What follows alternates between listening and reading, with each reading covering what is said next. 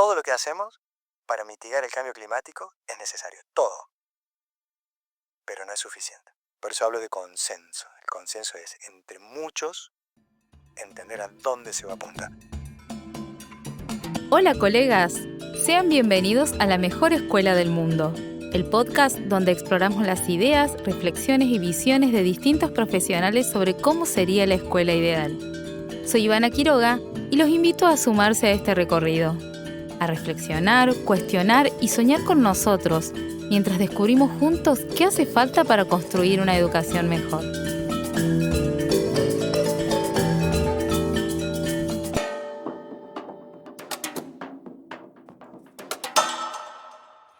Hola colegas, ¿cómo están? Les damos la bienvenida a la segunda sesión de nuestro podcast, La Mejor Escuela del Mundo. Hoy tenemos un invitado que, vamos a esperar que él se defina a sí mismo, pero sí podemos decir que es una persona con una formación muy interesante, en un ejercicio ecléctico de su profesión, porque, vamos a ver que tiene un poco de artista, un poco de científico, y que, ya estamos viendo que es un tipazo. Bueno, muchísimas gracias. Bueno, nos gustaría que te presentes. Me presento, dale. Bueno, Como si fuese la primera vez que te vemos en la vida. Dale. Bueno, en primer lugar, muchísimas gracias por la invitación. Para mí fue realmente muy, muy movilizador, porque en el mundo de los podcasts yo escucho mucho y es la primera vez que participo en uno. Entonces, gracias. En segundo lugar, es muy difícil autopresentarse. Así como, ¿cómo me presento? Y yo creo que lo primero que me parece es que soy un Homo sapiens que tuvo la suerte de poder estudiar, tuve la suerte de no tener que pensar todo el tiempo en tener que comer para poder subsistir. Vengo de una familia de clase media, pude asistir a la universidad pública, gratuita. Tuve también la posibilidad de poder estudiar afuera, hacer alguna experiencia, pero siempre con la intención de volver acá. Y creo que la otra cuestión que me define es que soy papá, ¿no? Que creo que es algo que siempre me gustó, siempre busqué y es algo que me encanta hacer. De lo profesional, yo de chico quería ser o astrónomo, o arqueólogo, o sociólogo. Vos imaginate, trasladar esta profesión yo tengo 54 años, hace 30 años atrás, cuando empecé a hablar, con mi familia, que te repito, tuve la enorme suerte y estoy totalmente agradecido de haber podido estudiar sin la necesidad de trabajar. Creo que eso tuve mucha suerte y eso es también parte de lo que a mí me gusta de Volver, ¿no? Y a mí me decían, che, tenés que estudiar algo con lo que puedas vivir, ¿no? O sea, siendo astrónomo, no voy a vivir. Siendo arqueólogo, o sea, yo venía en esa línea de formación. Y terminé agarrando una guía de carreras y encontré una que era la licenciatura en química, que me pareció rara, ¿no? Y me agarré a estudiar química. Estaba en tercer año y digo, ¿qué hago? No me gusta, porque yo me podía abrir a farmacia, que la farmacia no es la farmacia antigua, sino es la farmacia que vende productos, o bioquímica, que era, perdón por la expresión, pero pizcaca, ¿no? Sangre, el análisis, o la licenciatura. Bueno, me fui a la licenciatura y después ahí digo, no, yo no quiero estar toda mi vida en un laboratorio haciendo investigación. Y ahí me interesó lo que era la intercomunicación o el puente entre la ciencia y los medios, el medio ambiente, ¿no? Porque como que la ciencia está metida como en su propio laboratorio, ¿viste? Esa imagen del guardapolvo blanco. Y me puse a estudiar administración de empresas. Entonces era un químico ya loco que estudiaba administración de empresas. Estuve muchos años trabajando en eso, hasta que un buen día dije, el mundo no va por el mundo empresarial, va por otro lado, el mundo de la divulgación, en realidad. Y dentro de la divulgación volví a mi viejo amor, que era la astronomía, y que de la astronomía descubrí lo que era el asombroso planeta en el cual vivimos, y a partir de ahí empecé a indagar lo que es el cambio climático. y desde hace más de 15 años estudio, trabajo y divulgo un tema que no es para nada alentador, que es el cambio climático. ¿Por qué pensás que es una pregunta un poco grosera? Puede resultar grosera. No importa, mejor. ¿Por qué crees que te invitamos a un podcast para hablar de educación? Para hablar de la mejor escuela del mundo. A mí me parece que es porque al tener una formación, como vos le definiste, un poco ecléctica, y para mí educar es enseñar a dudar. Entonces yo cuando voy dando mis charlas, yo lo primero que intento hacer es interpelar a la gente que me escucha, lograr emocionarla, lograr que se asombre. De hecho, asombrar es sacar o poner algo, sacarlo de la sombra, ¿no? Entonces ponerlo a la luz, ponerlo sobre la mesa y que duden, hasta que duden de lo que yo les comunico. Parece que eso es lo que a mí más me gusta y me parece que por eso es que a lo mejor estoy acá conversando. Y después hay una cuestión también un poco egoísta, porque yo cada vez que doy una charla vuelvo a aprender sobre el tema. Aprender, a actualizarme, a estar en la última información y al comunicarlo, me toca comunicarlo a diversos grupos etarios, grupos sociales. Entonces, todo es un desafío. Entonces yo vuelvo a aprender. Es una gran estrategia de aprendizaje el enseñar, ¿no? Porque hace que nos recuestionemos todo el tiempo qué es lo que sabemos y cómo lo estoy diciendo. Bueno, contamos el contexto en el que tuve contacto con vos por primera vez, fue en la diplomatura en gestión de ciudades sustentables en la Universidad Libre del Medio Ambiente. Él dio la primera clase presencial, la primera clase, así que fue una buena bienvenida. Porque, bueno, notaba, yo era la primera vez que me capacitaba en medio ambiente y notaba que, bueno, además del conocimiento, la manera en que él transmitía, digamos, la pasión y el compromiso por el tema y, bueno, algunas cuestiones personales que él nos compartió. Conversábamos previo a esta charla de el intercambio de energía, ¿no?, entre el docente y el alumno, que hace que, bueno, que sea una experiencia, ¿no? Un arte el dar clases. Un arte. Sí. Volvamos a vos. Vale.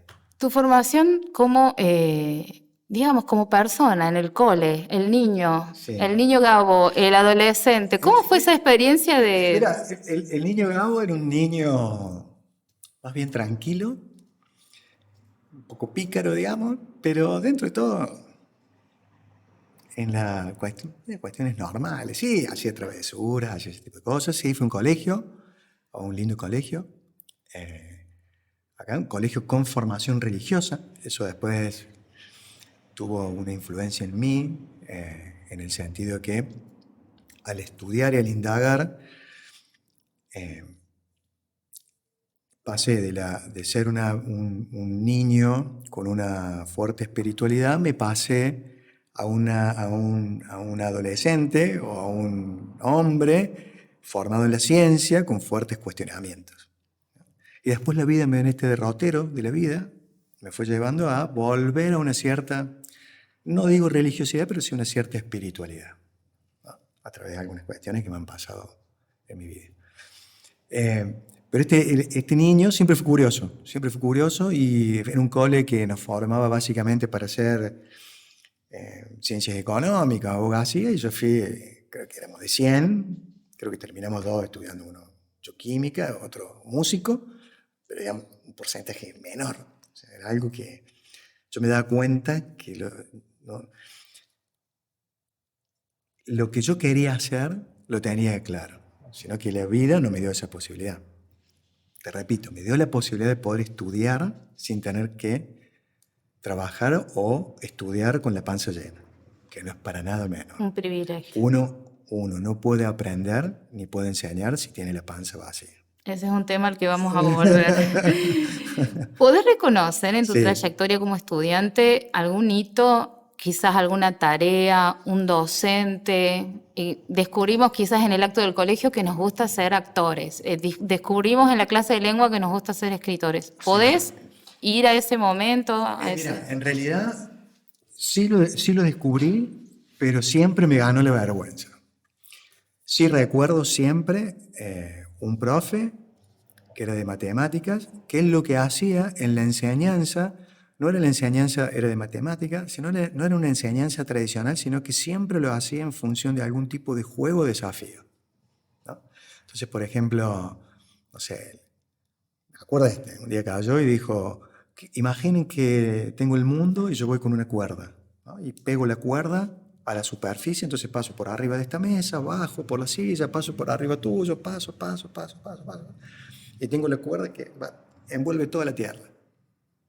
Ya como era la Tierra y yo quería ser como astrónomo, a mí ya me capturó. Y dice, yo tengo esa soga, lo tengo medido, y en el momento que yo junto la soga me sobra 1 metro. ¿Cuánto se levantó la soga en algún lugar de la Tierra? Bueno, y el cálculo de eso llevaba a que la distancia era tremenda. Tremendo. ¿No? Entonces, ese tipo de cosas, para mí, siempre quedaron como un elemento de aprender desde la duda y el cuestionamiento, pero el cuestionamiento es decir, no puede ser.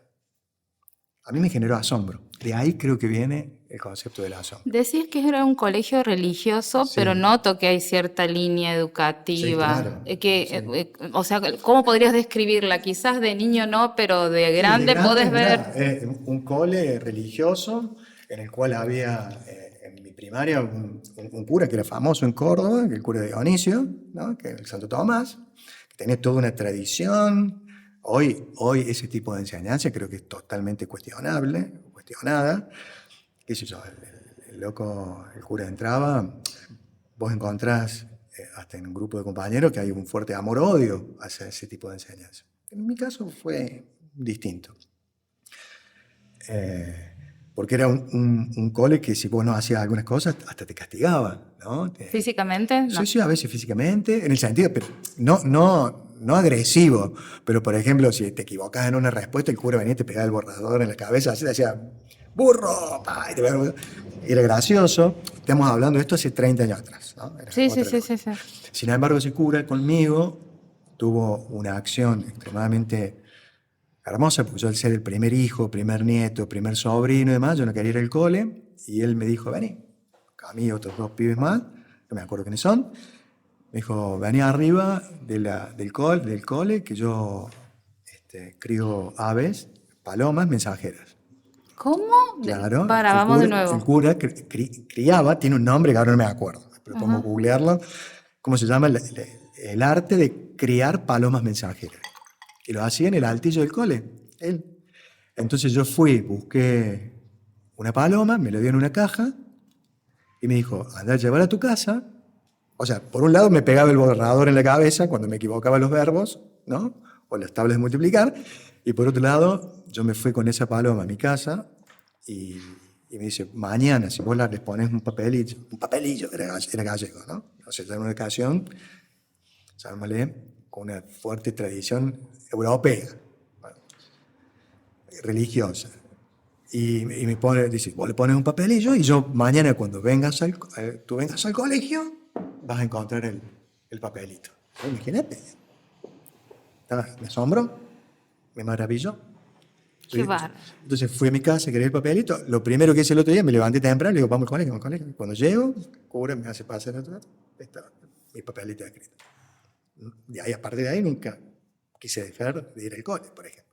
O sea, que era una educación que a mí siempre me marcó desde el asombro. Y además, mi viejo es un tipo que también le gustaba la astronomía.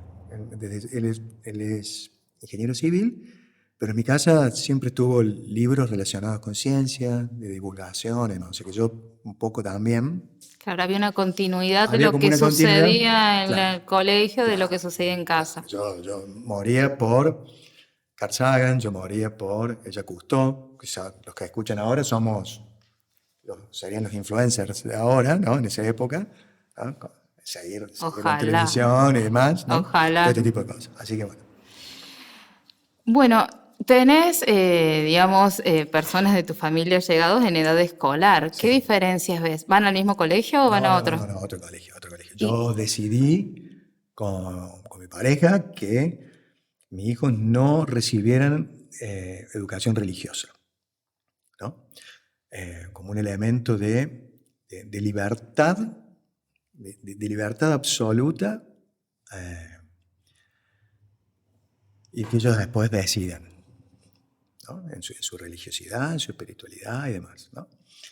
Al principio fueron a un mis hijos a un colegio con una bilingüe, o sea, era binacional y bicultural en italiano. Estábamos acá en Córdoba, qué sé yo, y no nos resultó ese cole. No quiere decir que ese cole no sea exitoso ni no sirva, sino que no se ajustaba a lo que nosotros buscábamos. Y después cambiamos a un cole en el cual la formación sea, o sea, toda esa cuestión bicultural, que replicaban lo mismo que se veía en la mañana en otro idioma, más, que sea por una actividad deportiva y al aire libre. Queríamos que se llenen de tierra, que queríamos que estén al aire libre, queríamos que, bueno, ese tipo de cosas. Sí me hace pensar lo que vos me decís, es que yo no encuentro grandes diferencias cuando yo estudiaba. Había un pizarrón con pupitres. O sea, no hay un gran cambio, ¿no? Es decir, podemos subir a aviones, tenemos computadoras, tenemos acceso a Internet, tenemos desarrollo científico, tecnológico con vacunas, enfermedades y demás, pero la escuela no ha evolucionado. Por lo menos a nivel de infraestructura, De digamos, de infraestructura. lo que es una clase. Y quizás también los temas que están viendo se basan mucho en hacer los exámenes en base a lo que se sabe de memoria. Cuando hoy la memoria, prácticamente, si yo te pregunto cuál es el teléfono de tu mejor amiga, no lo sabe de memoria, ¿no? Entonces a mi hija le preguntan cuándo es la fecha de la batalla de Caseros, ¿no? Y tiene que saberla de memoria. Claro. Digo, hoy no tiene mucho sentido saber de memoria. Entonces a lo mejor es el ajuste hacia, no sé, las nuevas tecnologías. Ni hablar de inteligencia artificial, algo en la cual yo recién estoy haciendo mis primeros pasos. ¿Ayudas en la tarea? Ayudo en la tarea, sí. Hacemos una división ahí. La madre en algunas cuestiones más matemáticas y yo más lo que es ciencia, lo que a mí más me gusta.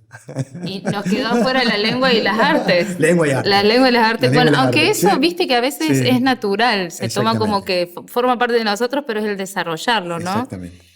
Y bueno, decís que el colegio a donde van tiene un buen contexto, tiene una infraestructura Sí. suficiente. Sí. Y con respecto a la tecnología, inteligencia artificial, ¿notás que hay algún tipo de formación No o sé no? si hay un tipo de formación, pero yo sí creo, hablando con otros padres, de otros colegios, de otras características y demás, que hay como un desfasaje, ¿no? En lo que va el mundo estamos viviendo con lo que se enseña en la currícula.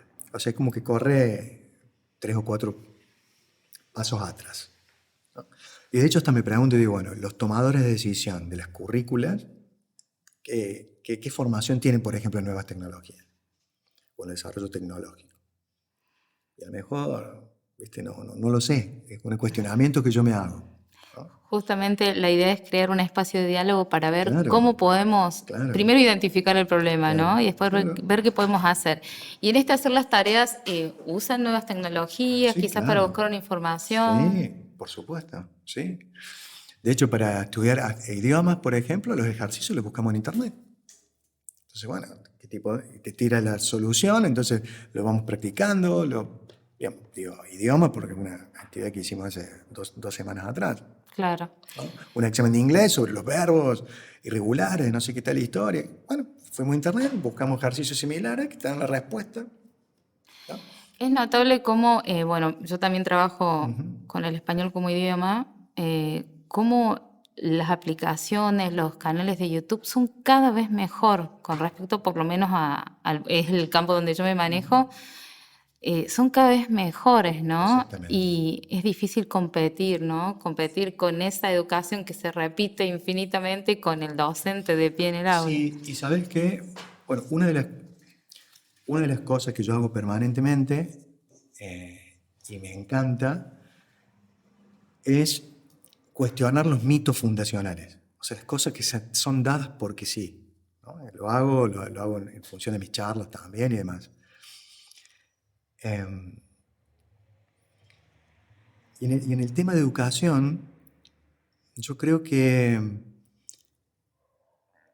no es lo mismo a lo mejor entender la historia que se pare un profe, como yo tenía un profe que nos contaba la historia y lo hacía como de una forma muy amena, que era muy agradable, por eso algo de historia me acuerdo del cole, que a lo mejor verlo en YouTube, lo mismo que me puede decir, con un grado de acompañamiento, particularmente a pibes que estuvieron 2 años, ¿no?, trabajando a través de Zoom, en la cual la herramienta les resulta recontra útil. Después, cuando vuelven al cole, están todas las relaciones interpersonales que hubo como un desfasaje, ¿no? Y en la conversación, en los tratos, en los bullying, digamos, todo ese tipo de cosas. Entonces yo digo, bueno, ese ajustar el mundo donde vamos o donde estamos con el tema educativo. Por ejemplo, en educación ambiental, yo estoy convencido que estamos yendo a un colapso sistémico. Eso no quiere decir que vaya a ser tremendo, bueno, o que sea apocalíptico. Es un colapso del sistema. O sea, como estamos viviendo, es muy difícil que podamos continuar viviendo. Bueno, digo, yo los chicos no los veo preparándose para eso. Justamente ¿No? a eso iba la pregunta. Ah. Te adelantaste. No, pero mejor No, porque quiere decir que vamos hacia lo mismo. Sí. Porque obviamente vos sos especialista en educación ambiental y en la cuestión del ambiente. ¿Cómo lo ves en el cole? ¿Cómo ves que le están enseñando? ¿Te parece que va bien, va mal? ¿Qué harías? ¿Cuál Yo sería? creo, por lo que yo veo con mi hija, que está en el secundario, mi hija va a cumplir 15 años, yo creo que son temas que están desfasados, particularmente ahí. Yo en el tema de lengua no sabría decirte, porque la lengua de última se mantiene, que el verbo ser y estar no ha tenido un fuerte cambio, ¿no? De hecho, el español es una de las pocas lenguas que hay una academia real que lo regula, otros idiomas no. Tenemos que una particularidad también, porque tenemos que tener si el lenguaje va evolucionando en función de las personas y las necesidades, porque me tienen que regular cómo hablar. Otro idioma eso no lo tiene. Un cuestionamiento, un mito, ¿no? Que tiene, por ejemplo, el lenguaje inclusivo. El lenguaje inclusivo es una evolución, te puede gustar o no, pero los chicos más jóvenes están mostrando un cambio o están demandando un cambio a través del lenguaje. Después analicemos qué es lo que piden. Y si estamos de acuerdo, no, entramos, ¿no? Si el inclusive, ¿no?, toda esta historia, después pasan a, bueno, no, lo que es inclusivo es el lenguaje para incorporar el lenguaje para sordomudos, entonces tener que quedarse en el cole, no sé, digo, ese cuestionamiento, por lo menos, ¿no?, lo veo en el lenguaje, pero es uno solo en al menos los últimos 30 años. En temas ambientales, son temas que cada vez se van acelerando más. Y yo, por ejemplo, yo la veía a mi hija que estaba estudiando, bueno, cómo son las zonas geográficas de Argentina. ¿No? Y las zonas geográficas de Argentina, bueno, tenés tal.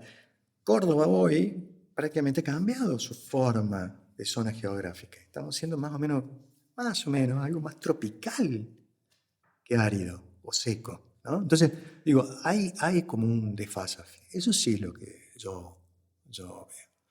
Y de nuevo, creo que los tomadores de decisión o el mecanismo de la toma de decisión para ver cuál es el contenido donde van o que van a tomar los chicos, a lo mejor hay que incluir más a la gente joven para decir, bueno, ¿qué es lo que yo quiero aprender?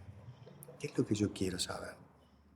Yo hasta me planteo y digo, bueno, en el futuro ¿va a ser necesario saber idiomas? ¿O me lo va a hacer un dispositivo de manera, con un auricular me pongo y hablo con un taiwanés? Mientras yo le hablo, él me escucha en taiwanés y el otro en español. Y bueno, a lo mejor ese desarrollo tecnológico sí hace falta de gente que bueno. Es interesante porque, como decís vos, hay materias que son de contenido y hay materias que son, digamos, conductuales, en el sentido que buscan un cambio en el comportamiento de las personas. Y bueno, comentabas que por lo que estoy escuchando, son los mismos temas de siempre. No sé el método, quizás marcar en el mapa. Me llamaría la atención considerando que existen infinitas herramientas, pero también es cierto que el aula es otra cosa, es otro ritmo, es otra dinámica, son otros recursos. Otros recursos. Por suerte, digamos, tu hija tiene un buen contexto estructural, ¿no? Para poder desarrollarse. ¿Qué cambiarías vos con respecto a la cuestión ambiental en los colegios? ¿Qué te parece que agregarías, que sacarías? Yo agregaría lo que son elementos de búsquedas aplicado a lo que son las noticias ambientales, el indagar por qué se dan esas noticias ambientales, por ejemplo. Entonces no quedar en, uy, qué loco, hace 8 días de olas de calor, sino decir, bueno, ¿por qué hay olas de calor? ¿Qué es una ola de calor? ¿Por qué se dan las olas de calor? O sea, empezar a discutirlo. Porque yo creo que los pibes, el acceso a decir, bueno, ¿qué es una ola de calor? Lo googlean, la información la tienen. O sea, la información está al acceso de esto, de un celular. Hoy el celular, yo busco lo que quiero, lo que yo necesito. En mi época yo tenía que ir a una biblioteca, sacar un libro, anotarlo, tenía 15 días para devolverlo. Si no estaba la respuesta en ese libro, tenía que buscarlo en otro. Hoy la educación no tiene que ser meramente informativa y particularmente la metodología en la cual se evalúa. A lo mejor la evaluación tiene que ser algo no tan individualista. Y no el trabajo en equipo, es decir, que labura uno y los otros, ¿viste? Se rascan, los pícaros se rascan, yo lo hice también, ¿no? Sino más en la acción en la cual el resultado del planteamiento sea algo de consenso. Y la evaluación sea en función de eso, del grado de consenso. Porque yo creo que el cambio, lo que nos trae aparejado el cambio climático, es que no hay un consenso de cuál es la solución. Cada uno tenemos una solución, pero no hay un consenso. De hecho, vivimos en una sociedad o en un mundo negacionista, temas climáticos, no vamos a entrar en otros temas, ¿no? ¿O sí? O sí, digo, negacionista, y un mundo que pise el acelerador. Entonces, bueno, no podés vivir acelerando. El planeta tiene límites. Un planeta que es asombroso, pero tiene límites. Los recursos son finitos. Entonces, ese consenso me parece que hay que empezar a trabajarlo. Y otra de las cosas que a mí me llama poderosamente la atención es que vivimos en una sociedad que está extremadamente polarizada. Vivimos en un Boca River, un Talleres Belgrano permanente. Y es muy rápido y muy fácil catalogar. Entonces yo digo, por ejemplo, yo creo que la educación tiene que ser pública, libre, laica y gratuita, y a mí rápidamente ya se me pone un mote. O sea, ya estoy dentro de un lugar, ¿no? Entonces, si a mí me catalogan rápidamente en esto, dicen, no, déjame que yo te diga por qué yo pienso que debe ser así, ¿no? Conversémoslo. No puedo decir que no, que tiene que ser a través de otro sistema. Bueno, pero hay que llegar a un consenso. No es el otro gana y yo pierdo. No, el consenso es, creemos que es lo mejor para. ¿No? Podemos equivocar, pero por lo menos en el consenso, ese gasto energético, ahí es donde yo iría más a trabajar a los chicos más jóvenes. Justamente te iba a pedir un sinónimo de consenso para saber de qué estábamos hablando y justamente dijiste eso, que era el consenso. Es eso, porque estamos acostumbrados también a que si yo me impongo lo que yo quiero. Entonces, si yo me pongo a conversar con vos, mira, si algo que yo aprendí en mis últimos años es que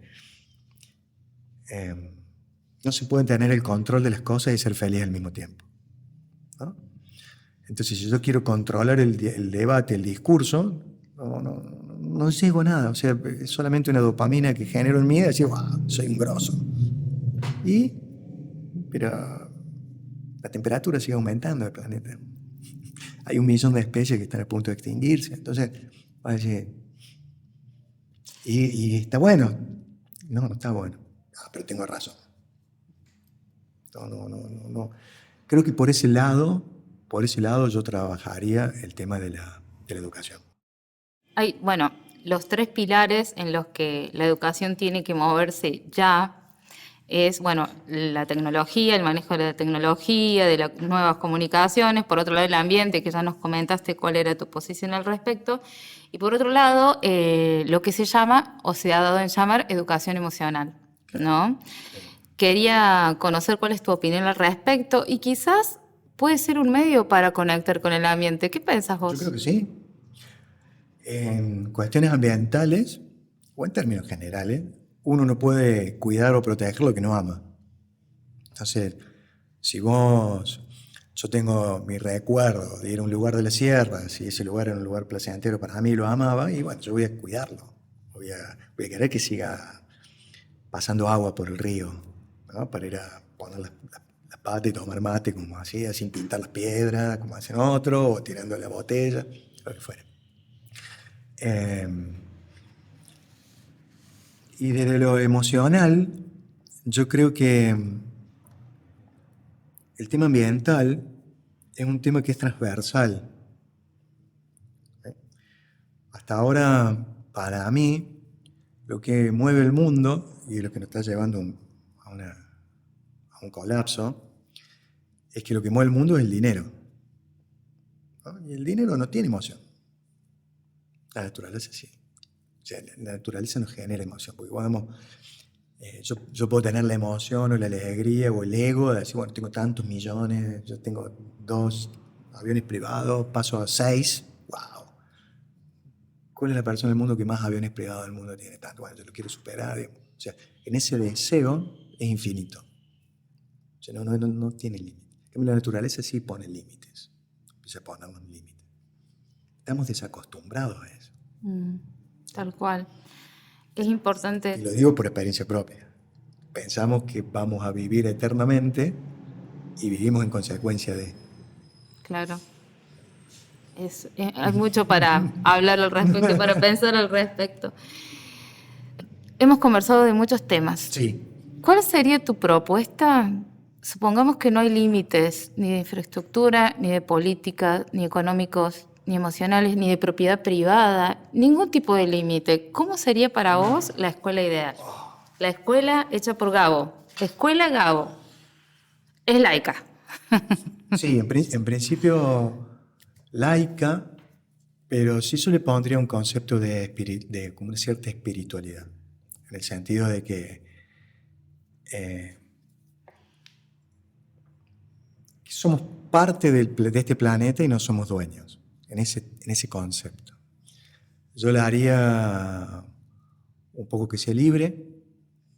¿En cuál de todos los sentidos? Por ejemplo, que los chicos no tengan que ir tan temprano a la mañana, ¿no? Que sea un horario más acorde a lo que es la vida de un niño. Tiene sentido, para mí no tiene sentido levantar a las 6 de la mañana para que un pibe entre a las 7:30 del cole, ¿no? Parece que está más ajustado para que los adultos trabajen. Estamos hablando de manera muy hipotética, muy idealista. No, ¿cierto? es que imagínate que tenés todo el lienzo en blanco y todas las pinturas. No hay límites. Es un lienzo infinito, recursos infinitos. Sí. Haría que los exámenes fueran diálogos, ¿no? En la charla el profe o la profe sabes si el pibe sabe o no sabe, ¿no? Y hacerlos dudar todo el tiempo, hacerlos pensar, que el trabajo sea más comunitario, no tan individualista.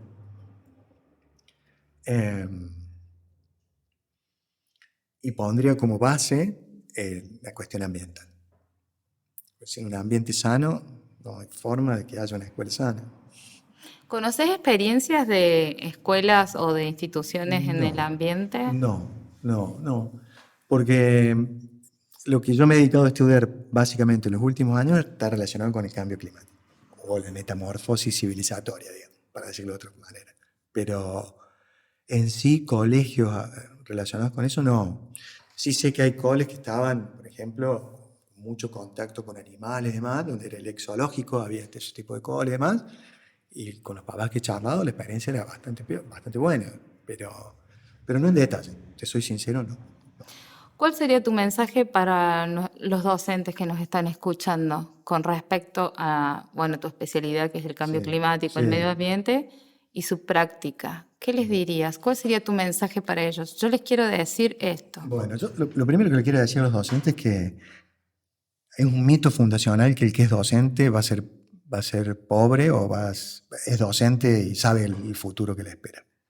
Parece que eso es algo que podemos cambiar desde ahí. Para mí es más importante un docente que esté bien pago y que no tenga que tener 3 empleos en 3 colegios distintos, porque se va a dedicar a la educación de los niños que son el futuro. Digamos. Esa es la primera cuestión. Me parece que es un mito fundacional que hay que replantearlo, ¿no? Porque un docente que no tiene la panza llena tampoco puede enseñar bien. Y nos encontramos en un país donde hoy, la última estadística, hay 1 millón de niños que al menos una vez al día no comen. Eso significa que hay 4,5 millones de adultos que dejan su comida para que el niño coma, ¿no? Entonces, te aseguro que ahí debe haber algunos docentes, ¿no? Esa es como una primera cuestión. Creo que hay que trabajar para que los docentes cobren bien. Y cobrar bien no significa a lo mejor hacerse multimillonarios, pero cobrar bien. Que haya como que el objetivo sea que su trabajo sea con ganas, sea con pasión, más de lo que le ponen, para mí. En segundo lugar, yo les diría que empezar a entender las variables que hacen que estemos en un mecanismo en el cual el modelo indica que el docente está en el último orejón del tarro. Y si lo empezás a pensar, tiene que ver mucho el ambiente, lo que está relacionado con el ambiente. ¿Por qué? Porque quizás se subsidia mucho más a un combustible fósil, ¿no? Para que tengamos, y no el docente para que enseñe bien. En tercer lugar, les diría que todas aquellas cuestiones que ellos vean como loco que pasa en el clima, que lo indaguen y se lo hagan indagar a los niños, a los chicos, a sus alumnos y alumnas, ¿no? Empezar a indagarlo desde ahí. Esa cuestión simple. Simple. Sí, ¿es cierto que para el 2040 no va a haber más hielo en el Ártico? No puede ser. No, sí, los modelos indican eso. Entonces, cuando vos empezás a internalizarlo. Y en cuarto lugar, con los niños no hay que trabajarlo desde el miedo, ¿no? Porque genera angustia, sino de esto, desde el amor. Che, imagínate lo lindo que es el hielo. ¿Cómo hacemos para hacer de nuevo hielo? ¿No? Van a pasar cientos de miles de años para que volvamos a tener hielo en el Ártico. O al menos, lo que conocemos según la ciencia, por lo menos 12.000 años para que se vuelva. 12.000 años, ¿no? Entonces, digo, establecer mecanismos en los cuales las docentes y los docentes entendamos dónde estamos parados y lo importante que es su rol. Excelente, buenísimo. Bueno, te agradecemos enormemente. ¿Ya está? No, nosotros seguimos charlando. Si bueno, querés, dale. seguimos charlando. Dale. Pero bueno, off the record. Off the record se puede seguir charlando. No, estamos muy agradecidos por tu participación, por esta conversación. Esto no se termina acá. No, termina no. este segmento, pero tenemos que cerrar. Sí. Mucho para reflexionar, mucho para pensar y bueno, te agradecemos también que nos hayas compartido tu historia, tus experiencias y que nos hayas hecho conocer los lugares en donde estudiaste y bueno, están abiertas las puertas para una segunda parte. Claro que sí. Así que... Ya podemos hablar ya sobre cambio climático, que es donde me siento más cómodo. Sí, por supuesto que sí. Dale, genial.